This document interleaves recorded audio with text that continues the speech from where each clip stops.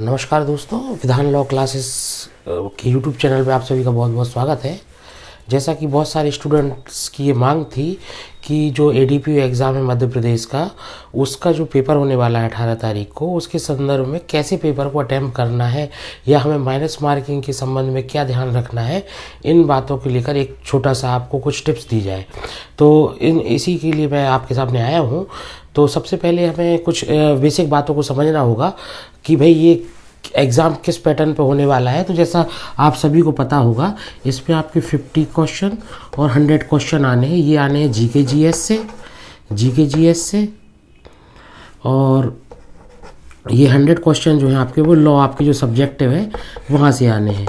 ठीक है, तो 50 क्वेश्चन आने हैं आपके जीके जीएस से, जो कि एक बड़ा सिलेबस उसका अपने आप में भी है, जिसमें आपका कंप्यूटर भी है, कुछ टॉपिक्स है ना, ई कॉमर्स, ई वेबसाइट्स वगैरह के बारे में है ना। ये बहुत सारी चीज़ें इसमें पूछी गई हैं, हिस्ट्री, ज्योग्राफी, कॉन्स्टिट्यूशन, लगभग मध्य प्रदेश की जननांग की बहुत सारे जो टॉपिक हैं इसमें अपने आप में एक ब्रॉड सिलेबस ये 50 क्वेश्चन के लिए है। और ये लॉ का जो आपके जो लॉ का आपका सब्जेक्ट है उससे लेके कुछ अधिनियम और कुछ विशेष रूप से इसमें जोड़े गए हैं। अब इन जो 50 क्वेश्चंस हैं, इसमें प्रत्येक जो प्रश्न है वो 3 मार्क्स का है। 3 मार्क्स का हर क्वेश्चन है, इसमें भी और इसमें भी। ठीक है, 3 मार्क का जो हर प्रत्येक क्वेश्चन है, तो ऐसे करके ये हो जाएगा आपका 150 नंबर, 150 मार्क्स, और ये हो जाएगा 300, और टोटल करके 150 और 300 कितना होगा, 450। और 50 नंबर का आपका क्या है, इंटरव्यू है।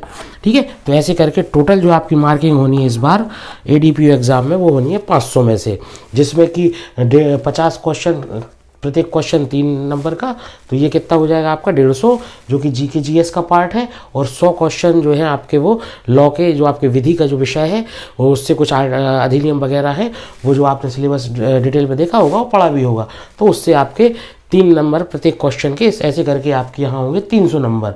और 300 और ये 150 मिलाकर हो गए कुल 450 नंबर। और 450 में 50 नंबर ये है, जब आप का जो पेपर निकल जाएगा तो उनका होगा इंटरव्यू, साक्षात्कार, और साक्षात्कार का नंबर है 50। तो टोटल करके 500 नंबर का आपका पेपर होना है।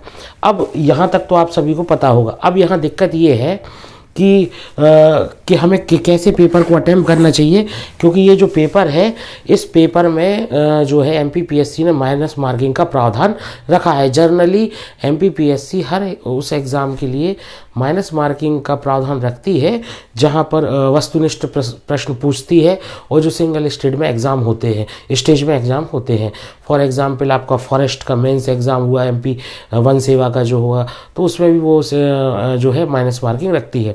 अब यहाँ हमें ये देखना है कि हमें कितने प्रश्न अटेम्प्ट करने चाहिए, या हमें पूरे 150 क्वेश्चन अटेम्प्ट करने चाहिए, क्या हमें 100 क्वेश्चन अटेम्प्ट करने चाहिए, या हमें तुक्का लगाना चाहिए या नहीं लगाना चाहिए। इन सभी चीज़ों पे अभी हम चर्चा करने वाले हैं। तो जब हम देखेंगे कि ये जो है आपका टोटल 500 मार्क्स है, और यहाँ तक अभी अपन का काम यहाँ तक होना है, ये बात के लिए है 50 नंबर का। तो ये जो 450 नंबर हैं आपके, ये जो 450 नंबर हैं आपके, इसमें से अगर हम कहा जाए, एक रूल आपने अगर उसमें पढ़ा हो कि जो मिनिमम 40% मार्क्स आपको तो चाहिए है क्वालिफिकेशन के लिए, दोनों में, दोनों जो खंड आ और खंड बा है, इनमें 40% जो है नंबर आपको मिनिमम है। ये मतलब मिनिमम क्वालिफिकेशन है ये आपके पेपर को। अगर इससे आपने पता चला एक में 300 में से 280 ला दिए, और इसमें आपने 40% नहीं ला पाए, 60 नहीं ला पाए, तो आपको आपके 55 नंबर, तो आप भले आप मेरिट में ऊपर आ रहे हो, मगर आपको सिलेक्ट नहीं किया जाएगा। क्यों नहीं किया जाएगा? क्योंकि मिनिमम क्वालिफिकेशन को यहाँ पे 40% रखा गया है, प्रत्येक पार्ट में 40%। इसलिए जब हम इस पेपर की बात करें तो यहाँ पर हमें 60 नंबर, और यहाँ पर हमें मिनिमम जो क्वालिफिकेशन हो रहा है आपका, वो हमें मिनिमम 40%, मतलब 120 नंबर।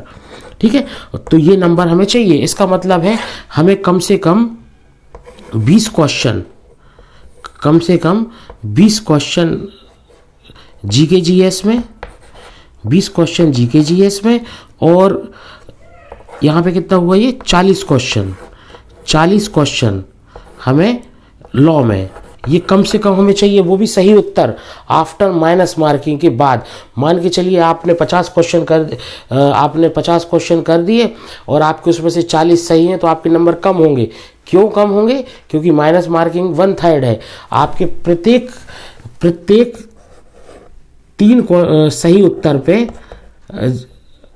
अगर आपने मान के चलिए प्रत्येक जो प्रश्न है उसके सही के लिए आपको क्या मिलने वाला है? 3 अंक, और गलत के लिए आपको कितना कटने वाला है? 1 अंक, मतलब 1/3 माइनस मार्किंग। सही उत्तर के लिए आपको मिलेगा 3 अंक और गलत उत्तर के लिए आपको मिलेगा 1 अंक। तो अब हमें जब ये बात हम अगर कर रहे हैं यहाँ पे, तो इसका मतलब ये है कि हमें मिनिमम जो है 20 क्वेश्चन सही बनाने हैं। कितने में से? 50 में से जीके जीएस में, और आउट ऑफ 100 में से 40 क्वेश्चन सही बनाने हैं लॉ वाले पार्ट में से। ठीक है, तो अब आपको यहाँ पे ध्यान देना होगा कि ये तो हो गई मिनिमम क्वालिफिकेशन। अगर आपने इतने नहीं बना पाए तो आप तो चाहे कुछ भी कर लीजिए, सिलेक्ट नहीं होंगे। जैसे आप एक में पूरे आपने 300 में से 300 ला दिए, पर लेकिन यहाँ पे आप 20 क्वेश्चन नहीं कर पाए, आप 17-18 क्वेश्चन कर पाए, तो आप डिस्क्वालीफाइड हो जाएंगे एग्जाम से, ये है ना। तो ये कोई स्थिति नहीं बनेगी। हमें ये 40% का रेशियो हमें हर जगह लेकर चलना पड़ेगा इस एग्ज़ाम में। अब यहाँ पे बात आती है, जैसे कि आप अगर इस एग्ज़ाम का पैटर्न देखेंगे तो वैकेंसीज़ को देखेंगे तो लगभग जो 25 वैकेंसी हैं, है ना, ओबीसी 25, जनरल 15, एससी, और इसमें भी महिलाओं का आरक्षण अलग अलग बटा हुआ है। मतलब बहुत अंडर 100 वैकेंसी है, 90+। तो इसको हम कहेंगे ये बहुत ज़्यादा वैकेंसियाँ नहीं है। तो ये अगर हम एक क्राइटेरिया मान के चले इस एग्ज़ाम का, जैसे पिछले वर्षों में भी हमने देखा है कि एक हम अपने आप से तय करके रखें कि हमें कम से कम इस एग्ज़ाम में इतना स्कोर तो करना ही पड़ेगा। तो आप ये ध्यान रखिएगा 70 to 80% स्कोर हमें इस एग्ज़ाम में करेंगे, जब ही जाकर हम सिलेक्ट हो पाएंगे फाइनली, ना कि केवल इंटरव्यू के लिए, है ना। अगर हम 70 यहाँ पे 2-5% का और फ़र्क आ जाएगा अगर हम इंटरव्यू कॉल के लिए बात करें तो, मगर हम बात कर रहे हैं सिलेक्शन की, फाइनल सिलेक्शन की। तो 70 से 80%, 70% में आपका ये एससी, ओबीसी और 80% मैक्सिमम जनरल, ये हम एक क्राइटेरिया मान के चलें, कम से कम हमें इतना परफॉर्मेंस इस पेपर में देना है। और एसटी का थोड़ा सा कम जाता है, जनरली ये देखा गया है एसटी का थोड़ा कम जाता है, तो वो आपका 65-60 के आसपास यहाँ अपन इसको रेशियो को बनाकर चलें। ठीक है, तो अब इस स्थिति में हम क्या करेंगे? हमें भाई अगर मान के चलिए ये जो मिनिमम क्वालिफिकेशन की अब बात हो गई, जब हम बात करेंगे फाइनल सिलेक्शन के लिए तो ये 20 हो जाएगा, यहाँ पे 40, है ना, सॉरी 40 ही, लगभग 38 करीब, और ये हो जाएगा आपका 75 के आसपास, है ना। एवरेज अगर अपन औसत लें तो ये 38 के आसपास। ठीक है, अब हम ये इस चीज़ को देखें कि हमें 38 क्वेश्चन यहाँ सही कर रहे हैं और 75 क्वेश्चन लगभग यहाँ पे सही कर रहे हैं। तो एक मेरा स्टूडेंट था जो मध्य प्रदेश फॉरेस्ट एग्ज़ाम का जो मेंस होता है वो भी सेम इसी पैटर्न पे होता है। उसमें साइंस आता है, टॉपिक अलग होते हैं कुछ। तो साइंस आता है तो बोला सर वो तो मैं तो 60 नंबर का सही करके आया हूँ और एक भी मैंने तुक्का वहाँ पे नहीं लगाया है। 100 में से 60 नंबर कराया हूँ, एक भी तुक्का नहीं लगाया और 60 के 60 आ रहे हैं। तो यहाँ पे एक्यूरेसी का कोई मतलब नहीं है, क्योंकि लिस्ट जा रही है 80 पे और आप 60 पे बिना तुक्का लगाए एक्यूरेसी का क्या कर लोगे? कोई काम का थोड़ी एक्यूरेसी, है ना। एक्यूरेसी कब काम की? जब आपका पता हो कि हाँ हम उस रेंज के पार निकल चुके हैं जहाँ पर मेरिट जानी है, कट ऑफ जाना है। जब हम उस कट ऑफ वाली लिस्ट को ही तय नहीं कर पाए तो वहाँ एक्यूरेसी का क्या मतलब? इसलिए जब इस तरीके के एग्ज़ाम में हमें एक पैटर्न को फॉलो करना पड़ता है, मैं ये नहीं कह रहा हूँ कि तुक्का लगाना पड़ता है, तुक्का अलग चीज़ होती है और क्वेश्चन को में अंतर करके उसमें एक संभावित उत्तर को लगाना ये अलग चीज़ होती है। ठीक है, तो जब इस तरीके के पेपर आते हैं, यदि आपका, मैं फिर कह रहा हूँ, एक बात रिपीट कर रहा हूँ, यदि आपको ये कंफर्म हो जाए अपने अंदर से कि मैंने 40 क्वेश्चन कर दिए हैं सही किसमें? साइंस में, और 80 क्वेश्चन सही कर दिए हैं किसमें? लॉ में।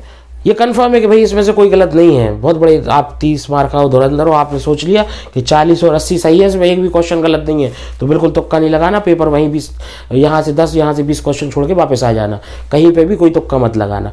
परंतु अगर आप कहो कि मैं तो भाई 25 एक क्वेश्चन बन पाए मुझे 50 में से, और यहाँ पे 50 यहाँ पे बन पाए हैं, अब आप मान के चलिए आपने जो बन गए हैं ये आपके 75 भी हो गए टोटल, तो क्या आप सिलेक्शन ले पाएंगे? नहीं ले पाएंगे। तो इस स्थिति में बेहतर क्या होगा कि आप पूरे 100 के 100 अटैम्प्ट करें, और क्योंकि जब प्रायिकता बढ़ेगी, इससे आपकी प्रायिकता बढ़ेगी आपके नंबर बढ़ने की, क्योंकि ये तो आप वैसे ही डिस्क्वालीफाइड होकर बाहर आ रहा है एग्जाम से, है ना। तो इस स्थिति में जब आपको लगे कि मेरा क्वेश्चन जो पेपर है वो बहुत ज़्यादा एक्यूरेट नहीं गया है, और जो मैंने ये यहाँ पे आपको बताया 80 और 70% का रेशियो के हिसाब से आप इसको नहीं छू पा रहे हैं, इसको आप अगर आपको लगता है आप 65% भी सही कर रहे हैं, तो हो सकता है आप वहाँ पे रिस्क ना लें।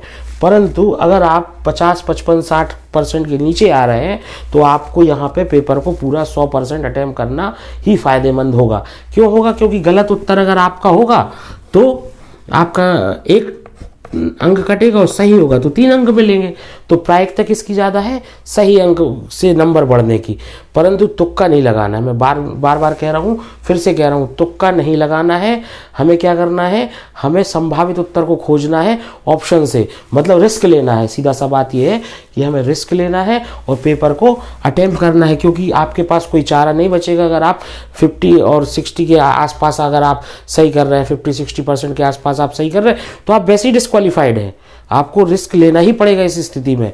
तो इसलिए मैंने ये वीडियो बनाया कि अगर आप इस स्थिति में आए तो बाद में मत पछताना कि मैं 2 नंबर से रह गया या 5 नंबर से रह गया। तो आप अगर रिस्क लेंगे, अगर इस स्थिति में फंसे हैं तो आप जरूर सफल होंगे। और अगर आप इस स्थिति में आ गए हैं कि 80% आप, या 40 और 80 जो है आपका, यहाँ पे 40 कर दिए 50 में से, वहाँ 80 कर दिए, तो आप निश्चिंत होकर बाकी पेपर छोड़ के आ सकते हैं। ठीक है ना। तो रिस्क कहाँ लेना है? हमें यहाँ पे लेना है जब हम 50 या 60% के आसपास घूम रहे हों, क्योंकि फिर आपके पास कोई चारा नहीं है। और करो या मरो, गांधी जी को याद करके बिल्कुल जाके बढ़िया से तुक्का ना लगाते हुए क्या करना है? आपको उत्तर की पहचान करना है। ठीक है। तो ये कुछ मेरे द्वारा निकाला गया ये निष्कर्ष था, जो कि एग्ज़ाम जो कई सारे एग्ज़ामों को देखे हुए कई बच्चों ने इस तरीके से सिलेक्शन लिए। और ये सामान्य सी ये जो मैंने बात समझाई है आपको, मुझे लगता है समझ आ गई होगी। तो अगर आपका कोई प्रश्न हो, चूँकि ये लाइव क्लास नहीं है, तो कोई आपका प्रश्न हो तो आप मुझसे कमेंट में पूछिएगा, या कोई भी आपकी सलाह हो, या इसमें कोई आपके द्वारा दिया जा रहा हो कोई तर्क हो जो हो सकता है इस तर्क से बेहतर हो, तो वो भी आप ज़रूर करिएगा। और आशा करता हूँ आने वाला जो आपका एग्ज़ाम होगा वो बहुत अच्छा होगा। आप इस स्थिति में नहीं फंसेंगे, ये भी मैं उम्मीद करता हूँ। आप इस स्थिति को क्रॉस करेंगे, और आपके लिए बहुत बहुत शुभकामनाएं एग्ज़ाम के लिए। धन्यवाद।